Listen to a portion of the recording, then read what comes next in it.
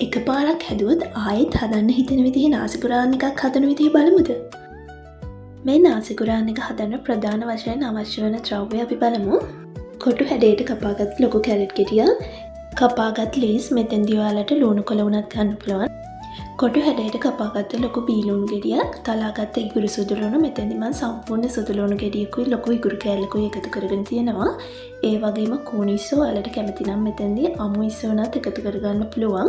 කපාගත්ත තක්කාලි ගෙඩි භාගයක්, කරල් මිරිස් 3-4ක්, කොච්චි ටිකකුත් මම එකතු කරගත්තා.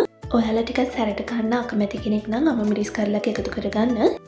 පොඩියට කපාගත්ත කටු රහිත චිකන් ටිකක්, ඒ වගේම සෝයා සෝස්, තක්කාලි සෝස්, චිලි පේස්ට් ටිකකුත් අවශ්‍ය වෙනවා.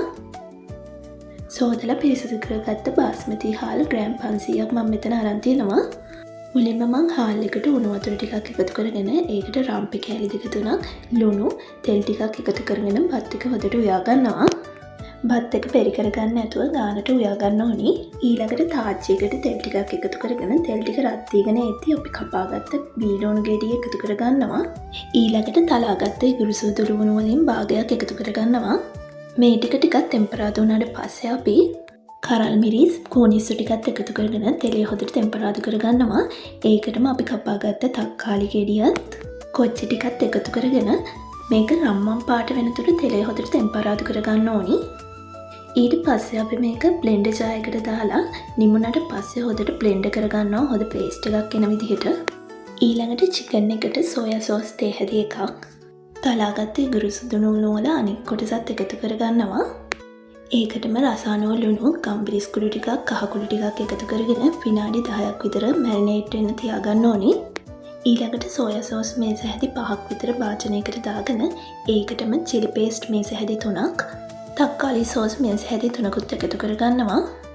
ඊළඟට සීනි මේස හැදි 2මාරකුයි රසායනෝ ලුණු ටිකකුත් එකතු කරගෙන මේක හොදට මිශ්‍ර කරගන්නවා.